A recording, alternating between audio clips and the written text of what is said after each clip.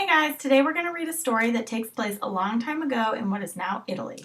So if you hear some unfamiliar words, those are words in the Italian language.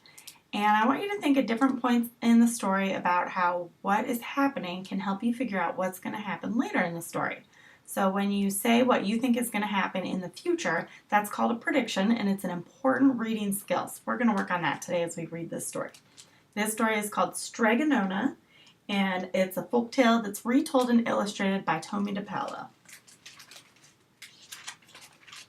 Strega Nona by Tommy DePaolo. In a town called Calabria, a long time ago, there lived an old lady everyone called Strega Nona, which meant Grandma Witch. Although all the people in town talked about her in whispers, they all went to see her if they had troubles. Even the priest and the sisters of the convent went because Strega Nona did have a magic touch. She could cure a headache with oil, water, and a hairpin. She made special potions for the girls who wanted husbands, and she was very good at getting rid of warts. But Strega Nona was getting old, and she needed someone to help her with her little house and garden, so she put up a sign in the town square. And Big Anthony, who did not pay attention, went to see her. "Anthony," said Strega Nona, "you must sweep the house and wash the dishes. You must weed the garden and pick the vegetables. You must feed the goat and milk her. And you must fetch the water. For this I will give you 3 coins and a place to sleep and food to eat." "Oh, grazie," said Big Anthony. "But the one thing you must never do," said Strega Nona, "is touch the pasta pot. It is very valuable, and I don't let anyone touch it." "Oh, si, yes," said Big Anthony. And so the days went by. Big Anthony did his work, and Strega Nona met with the people who came to see her for headaches and husbands and warts. Big Anthony had a nice bed to sleep in next to the goat shed, and he had food to eat. One evening, Big Anthony was milking the goat, and he heard Strega Nona singing. Peeking in the window, he saw Strega Nona standing over the pasta pot. She sang, "Bubble, bubble, pasta pot, boil me some pasta, nice and hot. I'm hungry and it's time to sup. Boil enough pasta to fill me up." And the pasta pot bubbled and boiled and suddenly was filled with steaming hot pasta. Then Strega Nona sang, "Enough, enough, pasta pot. I have my pasta nice and hot. So simmer down, my pot of clay, until I'm hungry another day." "How wonderful," said Big Anthony. "That's a magic pot for sure." And Strega Nona called Big Anthony in for supper. But too bad for Big Anthony, because he didn't see Strega Nona blow 3 kisses to the magic pasta pot. And this is what happened. The next day, when Big Anthony went to the town square to fetch the water, he told everyone about the pasta pot. And naturally, everyone laughed at him because it sounded so silly. A pot that cooked all by itself. "You'd better go and confess to the priest, Big Anthony," they said. "Such a lie!" And Big Anthony was angry, and that wasn't a very good thing to be. "I'll show them," he said to himself. "Someday I will get the pasta pot and I will make it cook, and then they'll be sorry."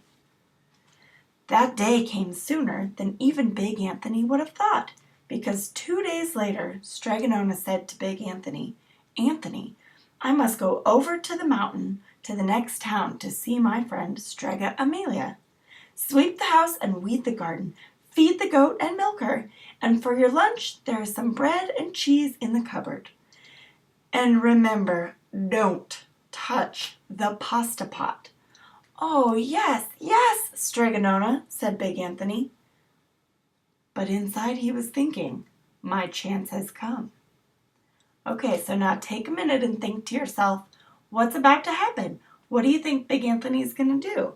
You know that Strega Nona told him never to touch the pasta pot, and you know that when he told the villagers about the pasta pot, they all laughed at him.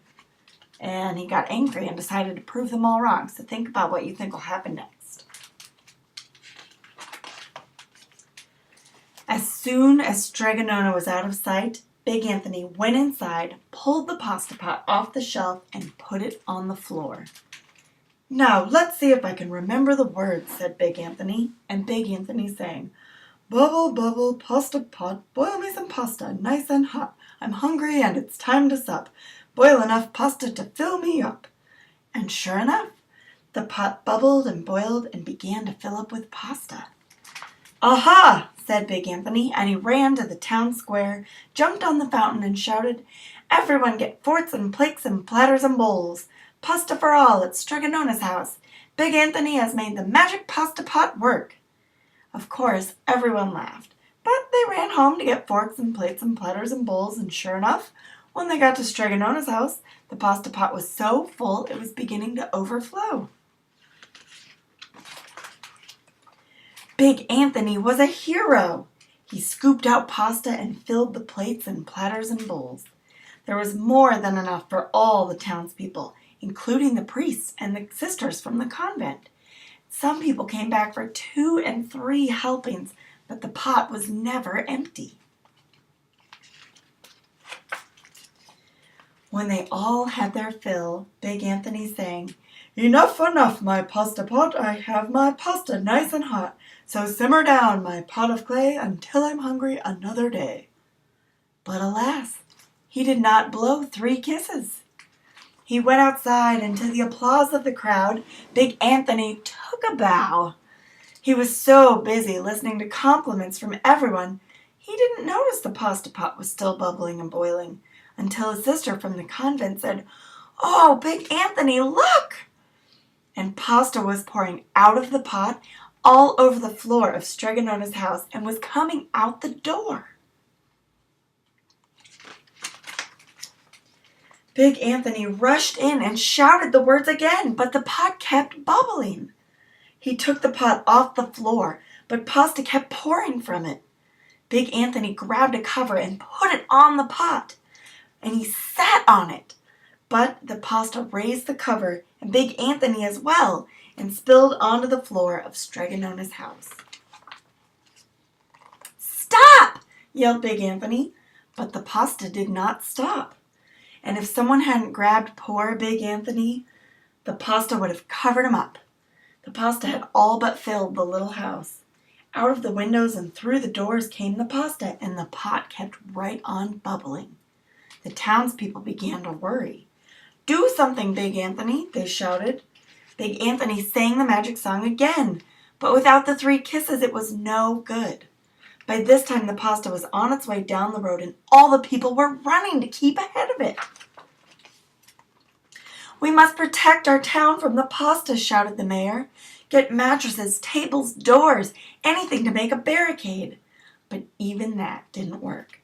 The pot kept bubbling and the pasta kept coming. "We are lost," said the people, and the priest and the sisters of the convent began to pray. "The pasta will cover our town," they cried, and it certainly would have, had Strega Nona not come down the road home from her visit.